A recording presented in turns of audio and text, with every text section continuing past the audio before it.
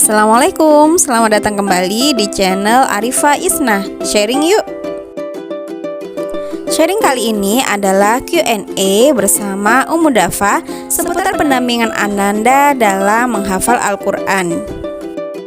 Tonton terus video ini sampai dengan selesai, jangan ada yang skip dan selamat menonton.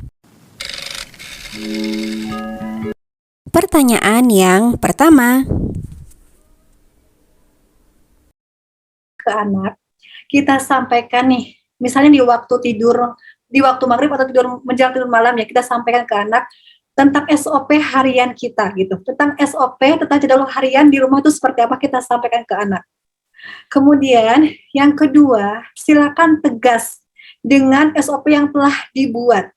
Jangan abu-abu ya, jangan abu-abu, nanti anak itu bingung, boleh atau tidak, silakan jangan abu-abu, tapi tegas gitu. Dan yang ketiga, satukan, samakan semua visi semua anggota keluarga. Jadi enak nanti aturan yang dibuatnya gitu kan ya. Nah, terkait dengan bagaimana agar anak itu bermainnya terkontrol tadi, kalau misalnya anak itu sudah paham tentang SOP harian, tentang jadwal harian, insya Allah nanti anak itu akan bermain sesuai dengan jadwalnya gitu. Jadi anak tidak akan bermain di jam yang memang tidak seharusnya untuk bermain. Nah, seperti itu. Kemudian misalnya nih ada anak tetangga yang ngajak bermain ya, ketika misalnya anak itu akan murojaah, kita harus bagaimana? Kita harus tegas ya, kita tegas. Kita sampaikan misalnya ke anaknya, Dek, maaf ya, hari ini Ulan mau belajar dulu, nanti mainnya 30 menit lagi misalnya. Seperti itu. Jadi sampaikan ke anak yang mengajak tadi itu, kita sampaikan gitu. Makanya kita tegas ya. Jadi poinnya apa? Kita itu memang tidak bisa tidak bisa menyalahkan lingkungan sekitar ya. Tapi yang harus kita lakukan adalah apa?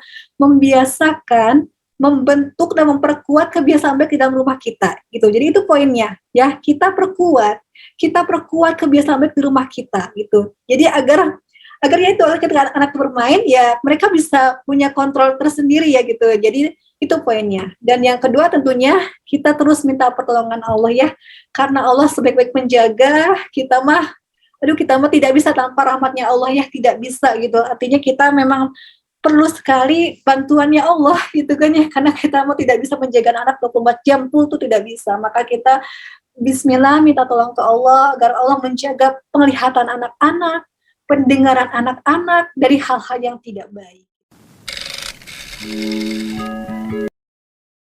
Pertanyaan yang kedua.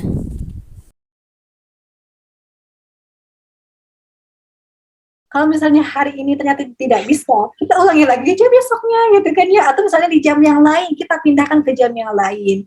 Atau misalnya kalau misalnya adiknya rewel, kalau saya suka dikasih permainan untuk adiknya gitu. Jadi adiknya misalnya menggambar atau misalnya bikin apa gitu kan ya, biar dianya sibuk gitu. Jadi kita tetap bisa mendampingi kakaknya murojaah. Nah, selain itu juga fungsinya apa? Dia adiknya terstimulus oleh kakaknya gitu. Jadi adiknya bermain, kakaknya murojaah. Jadi nanti terstimulus oleh kakaknya. Jadi seperti itu. Ya intinya apa ya? Kita tuh banyak memaklumi ya, banyak memaafkan diri sendiri lah. Kita tidak harus sempurna, gitu kan ya. Yang penting kita mau menjadi lebih baik, tapi tidak harus sempurna. Karena memang ya itu kita akan selalu ada ujiannya ya, Kalau misalnya hari ini nggak bisa ya besok diulang lagi lah gitu kan. Kalau misalnya hari ini di jam ini nggak bisa ya jam berikutnya gitu aja. Jadi intinya banyak banyak memaafkan diri sendiri, memaafkan anak, memaafkan suami dan sebagainya agar kitanya tidak kesal sendiri. Pertanyaan yang ketiga.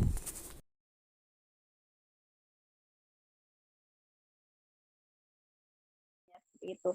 Ini juga pernah dapat. Iya. Mah kok beda sih? Yang lain mah gak disuruh murojaah loh, gitu katanya. Iya, Yang lain mah disuruh nonton, maksudnya itu beda gitu kalau kata dapat tuh. Oke, kita lakukan gini. Kakak merasa ada manfaatnya nggak yang melakukan? Dia bisa menjawab, iya sih, ada manfaatnya gitu. Jadi apa ya? Saya lebih bertanya aja.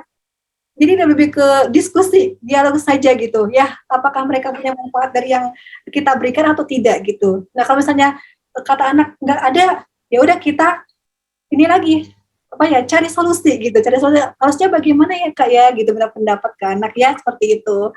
Jadi sebenarnya lebih ke kita dialog saja ya, dialog gitu.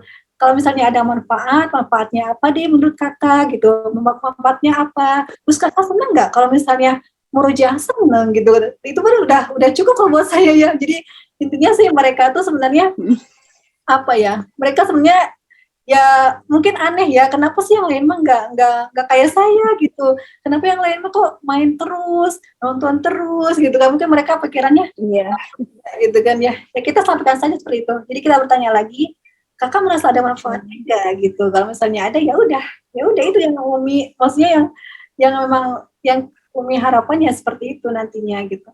Ya gitulah, lebih ke dialognya, ini lebih untuk stimulusnya kita mulai itu ya, dialog tauhid, kemudian bacakan buku, dialog Al-Quran, terus juga kita bisa mulai ajarkan ikro ya, ikro dari ikro 1 boleh, silakan diajarkan gitu, misalnya dengan cara tadi menempel di dinding-dinding atau di pintu-pintu huruf hijaiyahnya kita tempel-tempelkan gitu kan ya, atau misalnya kita ajak anak itu menggambar ya, kita ajak menggambar, misalnya menggambar matahari, kemudian di atas matahari kita tuliskan huruf hijaiyah, huruf shin misalnya ya, asyam gitu. Kita itu seperti itu cara stimulus untuk mengajarkan hijaiyahnya.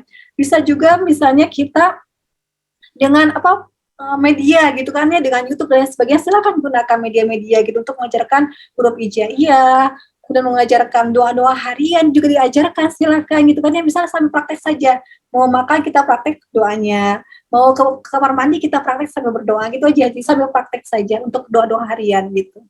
Seperti itu. Terima kasih sudah menonton video ini dan terus dukung channel aku agar semakin berkembang dengan cara like, share, comment, and subscribe. Semoga teman-teman sehat selalu dan wassalamualaikum.